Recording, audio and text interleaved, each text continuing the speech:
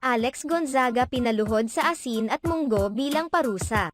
Naibahagi ng TV host actress na si Tony Gonzaga ang ilang kaparusahan ni Alex Gonzaga noon. Ayon kay Tony Gonzaga, naranasan ng kanyang kapatid na si Alex na paluhurin sa asin. Naikwento niya ito nang mabanggit ng guest niyang si Tekram na nagagawa rin ito sa kanya ng kanyang ate. Pinaluhod ko si Alex sa asin, natatawang pagsisiwalat ni Tony kay Tekram. Ayon naman kay Tekram na bukod sa asin ay naranasan din niyang mapaluhod sa munggo ng kanyang ate.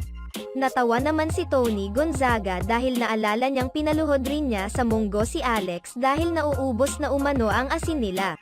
Munggo. Oh my gosh. Minunggo ko rin si Alex. Napag-alitan na ako. Nauubos ko raw yung asin. Isiniwalat pa ni Tony na napaparusahan niya si Alex dahil sa pagmumura nito. Hindi kasi yung kay Alex nagmura. Bawal kasi sa amin yun nagmura.